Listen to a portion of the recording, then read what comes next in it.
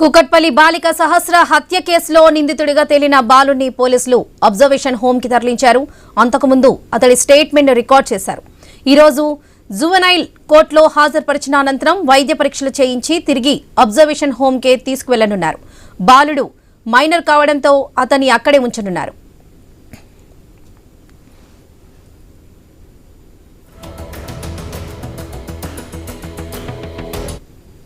మరోవైపు సహస్ర మర్డర్ కేసులో కీలక విషయాలు వెలుగులోకి వస్తున్నాయి. నిందితుడిగా గుర్తించిన బాలుడికి ఇద్దరు అక్కలు, తల్లి, తండ్రి ఉన్నారు. బాలుడి తల్లి సెక్యూరిటీ సూపర్వైజర్ గా చేస్తుండగా తండ్రి ఖాళీగా ఉంటున్నాడని తెలుస్తుంది. తండ్రి ఏ పని చేయకుండా ఖాళీగా ఉండడంతో బాలుడి కుటుంబం ఆర్థికంగా ఒడిదుడుకులు ఎదుర్కొంటుంది. ఆర్థిక సమస్యల కారణంగా నిందితుడు క్రికెట్ కిట్, డ్రెస్లు కొనుక్కోవడానికి కావలసిన డబ్బు కోసం దొంగతనానికి ప్రయత్నం చేశాడని ప్రాథమిక సమాచారంలో వెల్లడైంది. సహస్రను హత్య చేయడానికి వాడిన కత్తిని తనతో పాటే ఇంటికి తీసుకెళ్లి క్లీన్ చేసి దాచినట్లుగా తెలుస్తుంది.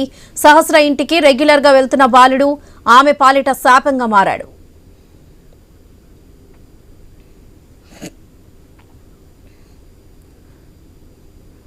సహస్ర ఇంట్లో ఎవరు లేని సమయం చూసి ప్రవేశించిన నిందితుడు ఆమెను దారుణంగా కత్తితో పొడిచి చంపాడు. అయితే ఈ కేసులో అందరినీ విచారించగా మైనర్ బాలుడు ఒక్కడే మిగిలిపోవడంతో పోలీసులు అతనిపై దృష్టి పెట్టి కేసును ఛేదించారు.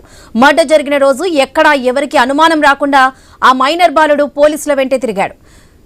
డాడీ అనే శబ్దం తనకు 3 సార్లు వినిపించిందని పోలీసులకు తెలిపాడు. ఇదే విషయానికి సంబంధించి పూర్తి అప్డేట్స్ మా ప్రతినిధి ప్రవీణ్ అందిస్తారు. ప్రవీణ్, ఎస్ అయితే వరలక్ష్మి మనం చూసుకుంటే కనుక మొత్తం టోల్గా ఏదైతే కూకట్పల్లి సహస్ర అయితే హత్య కేసును పోలీసులు ఛేదించారు. మొత్తం టోల్గా కూడా 5 రోజుల నుండి పోలీసుకు సవాలు విసిరినటువంటి ఈ యొక్క కేసులో నిందితుడిని అయితే నిన్న అదుపులోకి తీసుకున్నారు. ఈ యొక్క కేసులో మొదటిగా చూసుకుంటే దాంట్లో 40 మందికి పైగానే పోలీసులు అందరినీ కూడా అక్కడి నుంచి విచారించారు. అనుమానితులను అందరినీ కూడా అనుమానితులందరినీ విచారించడం జరిగింది. విచారించిన నేపథ్యంలో వాళ్ళ దగ్గర నుండి ఎలాంటి సమాధానం రాకపోవడంతో కొంతమందిని వదిలిపెట్టారు, కొంతమందిని అదుపుగా తీసుకొని ఇంకా కూడా విచారిస్తున్నారు. నిన్న ఈ యొక్క కేసుకు సంబంధించి తల్లిదండ్రులను కూడా 2 రోజుల పాటు విచారించారు. తల్లిదండ్రులను సుమారుగా 7 గంటల పాటుగా ఒక రోజు విచారించారు, మరో గంటన్నర సేపుగా కూడా విచారించారు. అయితే ఈ యొక్క హత్య ఉదంతాన్ని గమనించినటువంటి సాఫ్ట్వేర్ ఇంజనీరింగ్ ఎవరైతే ఉంటారో ఆ యొక్క సాఫ్ట్వేర్ ఇంజనీర్ పోలీసులకు అయితే సమాచారం అందించారు. పోలీసులకు సమాచారం అందించే ఏదైతే హత్య జరిగిన సమయం లోపల ఈ బాలుడు నక్కి వెళ్తుండడాన్ని ఆ యొక్క సాఫ్ట్వేర్ ఇంజనీర్ గమనించిన చేత అయితే పాఠశాల దగ్గర బాలుడు ఏదైతే పాఠశాలలో చదువుతున్నాడో ఆ యొక్క పాఠశాల దగ్గరికి వెళ్ళేసి ఎస్ఓటీ పోలీసులు తమదైన శైలిలో ఆ బాలుని అదుపులోకి తీసుకొని విచారణ చేసిన నేపథ్యంలో అయితే ఈ యొక్క హత్యకు వాడినటువంటి కత్తి కానీ హత్య ఏ విధంగా చేయాలంటూ ఆ మొత్తం టోల్గా కూడా ఒక లెటర్ను కూడా రాసుకున్నాడు. ఆ లెటర్ని కూడా పోలీసులు స్వాధీనం చేసుకున్నారు. తనకు వచ్చి రాని ఇంగ్లీష్లో ఆ యొక్క లెటర్లో అయితే ఎంట్రీ నుండి ఎగ్జిట్ వరకు ఏ విధంగా లోపలికి వెళ్ళాలి, లోపలికి వెళ్ళిన తర్వాత ఏ విధంగా ప్రవర్తించాలి, అక్కడ ఎవరు లేని సమయంలో ఆ గ్యాస్ ఓపెన్ చేసేసి గ్యాస్ ఆ లీక్ ప్రమాదం చేయాలని కూడా ఊహించాడు. కాకపోతే అక్కడ ఉన్నటువంటి డబ్బులను తీసుకొని దొంగతనానికి వెళ్ళాడు. అయితే తన యొక్క ఆర్థిక పరిస్థితులు బాగలేని కారణంగా ఏదైతే క్రికెట్ బ్యాట్ కిట్ ఉంటుందో దాన్ని కొనుక్కోవడానికి ఆ యొక్క డబ్బులు లేని కారణంగా వీళ్ళ ఇంటికి తరచూ పోతుండేవాడు. కాబట్టి ఆ డబ్బులు ఎక్కడ ఉంటాయో కూడా ఈయనకు తెలుసు.